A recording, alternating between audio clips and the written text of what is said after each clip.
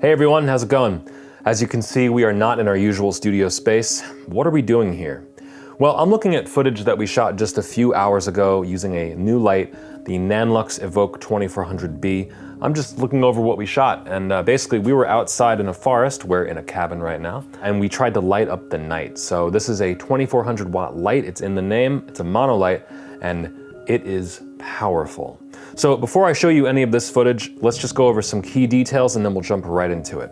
The Evoke 2400B takes all of the features that are now common throughout Nanlux's lineup and applies them to an even bigger and brighter light. This really is huge and it's extremely powerful. What you're gonna see here is not even full power, but this means you get things like their FX modes, NANLINK app compatibility, their DMX connectivity, extensive color temperature and tint controls, and of course, outstanding build quality and so many other things. So let's take a look finally at some of the demo footage and see just what we did with the light.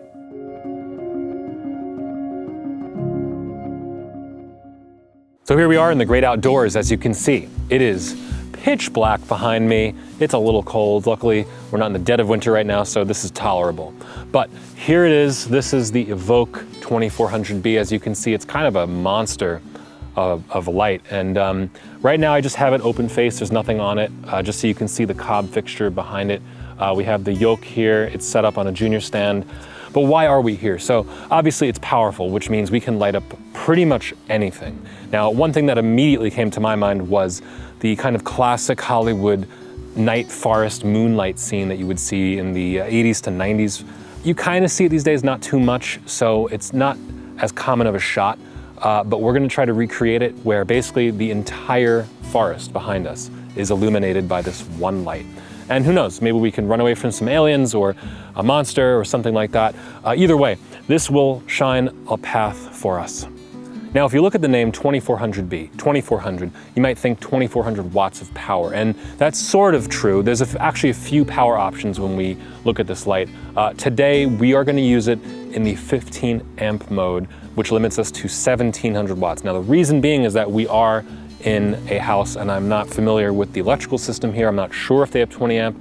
I'm also not sure of the age of it. So just to play it safe, we're gonna go 15 amp. Now, at the 20 amp, you get up to 2200 watts. And then if you have stage power, which you can connect directly, you can indeed get 2400 watts. So that is how you maximize this light. But either way, you've got a ton of light to work with. And considering that this is intended to potentially be used on a household circuit, it's kind of wild. So let's plug in the rest of the light and then we'll start setting up our shots.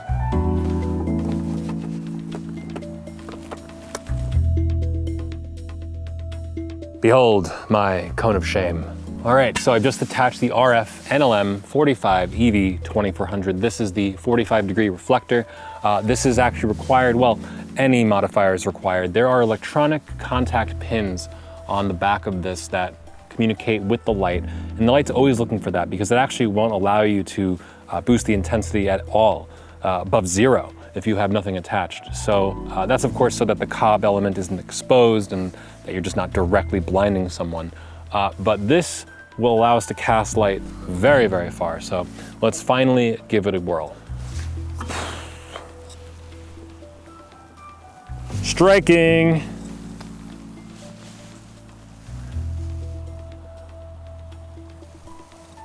And it went to 0. Let's crank this. Whoa. Okay. That is 12.2, 35 almost, 34.2, 66.8, 91.8, 100. Wow. Now, I'm gonna turn it around. You can see the beam.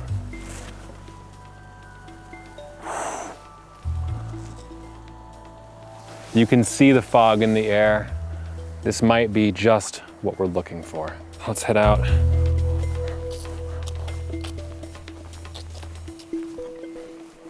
So we're just about done setting up for this first shot. I want to get something from the sky here coming down and watching our actor move across the frame. Basically, we're doing a Lost in the Woods type shoot, someone who doesn't know where they're going, they're just following the light and boy, do we have a bright light here. So we are at 55% intensity. We're about 50 or so yards away from the light, so a good distance away. And you can kind of just see it shining on the side of me. There's actually a light right in front of me. You can't see it, but it's off for now, and that's a choice. We've mostly been using that to just light the area around us so we can see what we're doing. We're gonna maybe introduce that light afterwards just to see what kind of color and ambience we can introduce into the scene apart from what is basically just our key light. This is really, right now, we're just using this as a strict key light to see how much we can get, what kind of exposure we can rate for. Right now, if you're curious, I'm running it at an f4, ISO 800, 5600 Kelvin. This is pretty much just as it is. I'm not gonna grade it much at first. I'll let you see it just straight out of camera, and then we'll go for a little more style later on. So anyway, I'm gonna roll, and let's see, we're actually on take 2 here. You're missing take 1. All right, scene 1, take 1, action.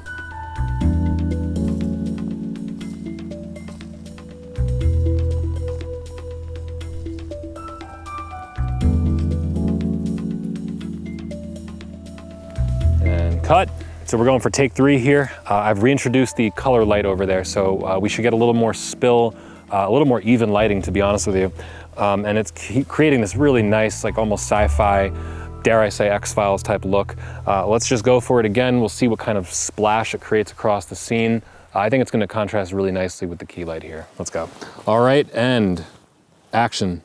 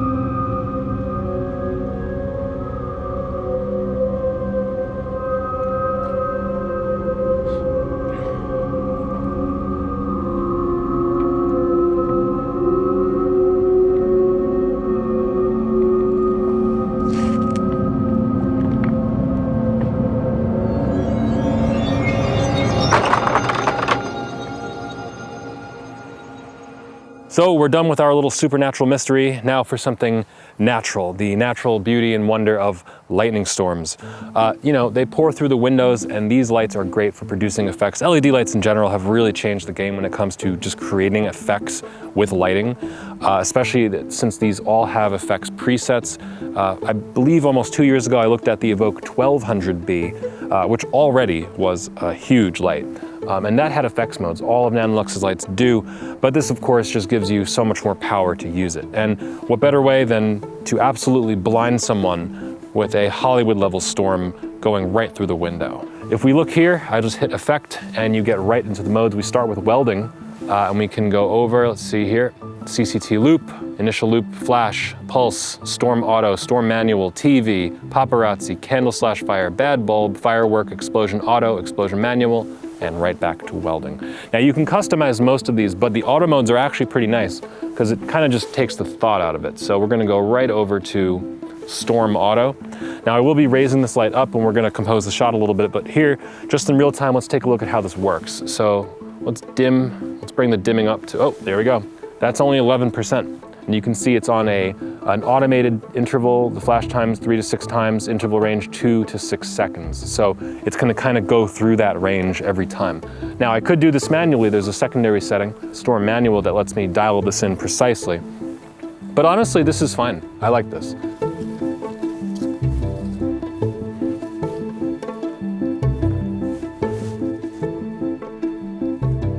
Rolling, action.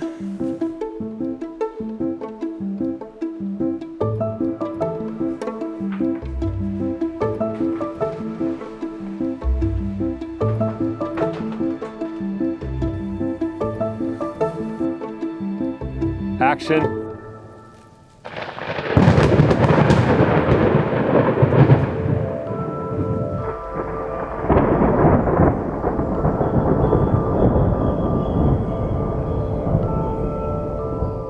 When it comes to power, the Evoke 2400B has a few options. Out of the box, the massive ballast gives you basically 3 levels of power that you can use. The cable we have here is a switchable Edison style plug, and that basically means that we can switch from 15 amps to 20 amps as I demonstrated last night.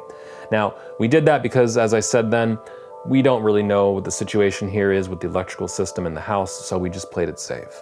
But Nanlux does also have an option to connect the light to stage pins, which gives you the full 2400 watts of power if you have that kind of setup at your disposal. But outside of the stage world, it still can't be overstated how impressive this light is when it comes to output, because really anything close to this hasn't been possible until fairly recently. And to get that, usually you required an HMI or a 10K or above light, and that meant, of course, generators or some other form of power distribution. This can work right in your home. So don't worry, I know it's a little dark in here right now, but that's kind of the point. It is nighttime again. We're here for day 2. Something I forgot to mention last night was the NANLINK app. Now that's a great way to control and group all your lights for scenes. You could even plot light points on it. And right now what we're trying to do is create a daylight, kind of a morning scene at night. Now there are some caveats that we're going to get into, but the main reason I wanted to demo it is because I'm actually using 2 lights here. Now what I have outside primarily lighting me right now is the Evoke 2400B. Believe it or not, well right now it's at a 20%, but we're going to put it at 100%. It's blasting through a giant sheet for diffusion coming into here, but let's try it right now. Let's see if I can do it. Oh, there we go. Boom, 100%. So we got 100% intensity. Just had to scroll right through and it hit across outside. Color temperature ranges here are pretty standard at first glance. You have 2700 Kelvin to 6500 Kelvin, which gets you most of the way. That's pretty common for these kinds of lights, but what's really impressive is the -80 to +80 green magenta tint control. There's something missing here. Now, I can't really talk about the window here. I don't have enough lights to cover it, and we would need some kind of backdrop to really sell the effect. But back there in the kitchen, I threw another light back there. Now I have a NANLINK Pavo Slim back there, but we can still use it on the same app. So what I'm gonna do is I'm gonna bring it up. We're gonna bring it up to about, let's say 33% or so. Let's give it 35 just for good measure. And as you can see back there, I already have the color temperature dialed in. Actually, nope, it resets. So I'm gonna bring it back down to 5,000. I went just a little bit warmer than 5,600 here, so we're at 5,000 across the board. And as you can see now, not only am I blasting light in here, creating the illusion of daylight, but I'm also selling an additional part of the shot in the background where you get that little splash of sunlight coming across the refrigerator. Now the shot over here looks pretty good. I think the daylight effect sells pretty well, but something's not right. You can see behind Peter here that the window is completely black because it's nighttime. There's nothing there. But what happens if we just shift our perspective a little bit, change up our scenery? If we limit ourselves to a tight close-up where we don't see the light source and we don't see the outside, all of a sudden, it's a much more believable effect.